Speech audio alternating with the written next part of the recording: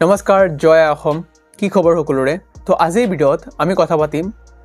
যে আমি কম বয়সতে কেনেকৈ ধনী হ'ব পাৰি বা নিজৰ মাজতে ধনী মানসিকতা কেনেকৈ গঢ়ি তুলিব পাৰি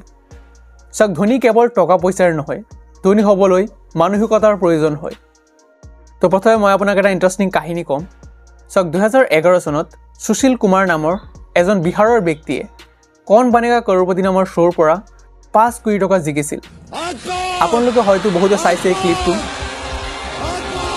এইখিনি ধন জিকাৰ কিছু বছৰ পাছত সুশীল কুমাৰে এটা ইণ্টাৰভিউত কৈছিল যে তেখেত বেংক্ৰাফ্ট হৈ গৈছে আৰু তেখেত বৰ্তমান গাখীৰ বিক্ৰী কৰি চলি আছে সক 5 কোটি টকা জিকাৰ পাছতো তেখেত গাখীৰ বিক্ৰী কৰি চলিবলগীয়া হৈছে ইয়াৰ এটাই কাৰণ ধনী মানসিকতাৰ অভাৱ ফৰ এক্সাম্পল আপুনি যদি এজন ধনী ব্যক্তিক বিনা টকা পইচা মানে 1 টকাও নিদি কৰবাত ৰাস্তাত এৰি দিয়ে আকৌ কিছু বছৰ পাছত আপুনি চাব সেইজন ব্যক্তি পুনৰ সেই নিজৰ অৱস্থাত ঘূৰি আহিব বা ধনী হৈ যাব কিন্তু আপুনি যে এজন দুখীয়া মানুহক বা দুখীয়া মানসিকতাৰ ব্যক্তিক বহুতো টকা দি ৰাস্তাত এৰি দিয়ে কিছু বছৰ পাছত সেই ব্যক্তিজন পুনৰ নিজৰ অৱস্থালৈ ঘূৰি আহিব বা দুখীয়া হৈ যাব ইয়াৰ কাৰণ এটাই মানসিকতা টকা পইচা সকলোৱে উপাৰ্জন কৰে কিন্তু সেইখিনি মেনেজ বা সংৰক্ষণ সকলোৱে কৰিব নোৱাৰে তো আজিৰ ভিডিঅ'ত মই আপোনাক সেই ধনী মানসিকতা গঢ়াৰ কিছুমান ৰুল বা উপদেশ দিব বিচাৰিম সক এইখিনি ৰুলছ মই কিছুমান কিতাপ পঢ়ি পাইছোঁ যেনে ৰিচ ডেড পুৰ ডেড সাইকোলজি অফ মানি তো বলক ভিডিঅ'টো আৰম্ভ কৰোঁ ধনী মানসিকতা গঢ়াৰ প্ৰথমটো নিয়ম অলৱেজ ৱেৰ ক্লিন ক্লথছ সকলো সময়তে চাফা কাপোৰ পিন্ধক সক চাফা কাপোৰে আপোনাৰ মন আৰু মগজু চাফা কৰি ৰাখে এই সৰু এটা কামৰ পৰা আপোনাৰ মনত ডিসিপ্লিন বা অনুশাসনৰ আৰম্ভ হয় আৰু নিজৰ প্ৰতি ধাৰণা সলনি হয় এইখিনি কোৱাৰ উদ্দেশ্য এইটো নহয় যে আপুনি প্ৰত্যেক দিন নতুন নতুন কাপোৰ কিনি পৰিধান কৰিব মোৰ উদ্দেশ্য হৈছে আপোনাৰ হাতত যদি এযোৰ বা দুযোৰ কাপোৰ আছে আপুনি সেইখিনি চাফা কৰি পৰিধান কৰক rule number 2 don't buy things for show' off সক বেলেগক দেখুৱাৰ কাৰণে বা শ্ব' অফ কৰাৰ কাৰণে আপুনি বস্তু নিকিনিব এয়া এটা দুৰ্বল মানসিকতাৰ চিন দুৰ্বল মানুহে নিজৰ দুৰ্বলতা ঢাকিবৰ কাৰণে বা বেলেগৰ সন্মুখত নিজকে ধনী বুলি দেখুৱাৰ কাৰণে বেলেগক ইমপ্ৰেছ কৰাৰ কাৰণে বস্তু কিনে কিন্তু প্ৰকৃত ধনী মানুহে নিজৰ প্ৰয়োজন পূৰণ কৰাৰ বাবে বস্তু কিনে সক ইয়াৰ মাজত এটা বহুত ডিফাৰেন্স দেখা যায় আপুনি ধ্যান দি চালেই গম পাব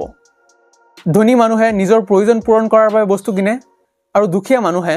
বেলেগক দেখুৱাৰ কাৰণে বা বেলেগক ইমপ্ৰেছ কৰাৰ কাৰণে বস্তু কিনে roll number 3 learn valuable skills so আজিৰ দিনত স্কিলছ আৰ মোৰ ভেলুৱেবল দেন ডিগ্ৰীজ আজিৰ দিনত ডিগ্ৰী সকলোৰে হাতত আছে কিন্তু ভেলুৱেবল স্কিলছ প্ৰত্যেকৰে নাই সক বৰ্তমান যুগটো হৈছে ইণ্টাৰনেটৰ যুগ সক টকা উপাৰ্জন কৰাৰ কাৰণে আপোনাৰ কোনো ডিগ্ৰীৰ প্ৰয়োজন নহয় কিছুমান মূল্যৱান স্কিলছৰ জৰিয়তে বহুতো মানুহে ইণ্টাৰনেট বা ছ'চিয়েল মিডিয়াৰ পৰা কোটি কোটি টকা উপাৰ্জন কৰি আছে rule number 4 by assets not liabilities সক ধনী মানুহে এছেটছ কিনে আৰু দুখীয়া মানুহে লাইবিলিটিজ তো প্ৰথমে আমি এছেটছ আৰু লাইবিলিটিছৰ মাজত ডিফাৰেন্সটো বুজি ল'ব লাগিব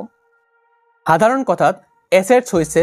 যিবোৰ বস্তুৱে আপোনাক টকা উপাৰ্জন কৰি দিয়ে আৰু লাইবিলিটিজ হৈছে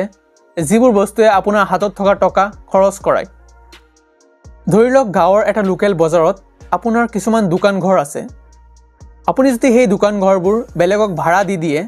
তো প্ৰত্যেক মাহে মাহে তাৰ পৰা আপোনাৰ কিছুমান টকা আহিব আপোনাৰ বাবে সেই দোকান ঘৰবোৰ হৈ যাব এটা এটা এছেটছ তো সেই টকাবোৰ উপাৰ্জন কৰাৰ বাবে আপোনাৰ কোনো কাম কৰিবলগীয়া নহয় আপুনি ঘৰত বহি থাকিলেও বা শুই থাকিলেও আপোনাৰ টকাবোৰ আহিব তো এছেটছৰ সাধাৰণ এক্সাম্পল হৈছে সেই দোকান ঘৰবোৰ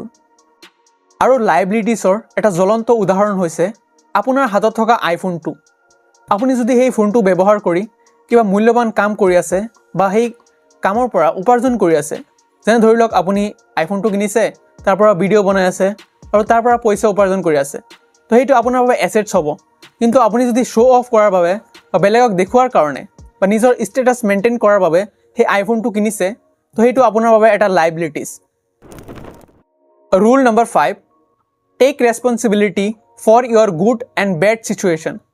সক আপোনাৰ ভাল আৰু বেয়া অৱস্থাৰ বাবে আপুনি নিজে দায়ী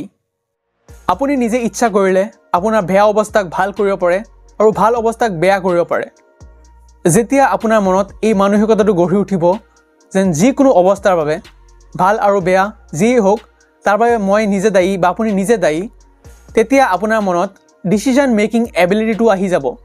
আৰু কিছুমান সৰু সৰু ভাল ডিচিজনে আপোনাৰ জীৱন পৰিৱৰ্তন কৰিব পাৰে। আৰু কথা এটা সদায় মনত ৰাখিব যেন দুখীয়া মানুহে টকাৰ বাবে কাম কৰে আৰু ধনী মানুহে স্বাধীনতাৰ বাবে কাম কৰে, আৰু টকাই হৈছে সেই আহিলা বা টুল যিয়ে আমাক প্ৰকৃত স্বাধীনতা দিয়ে। জয় আই অসম।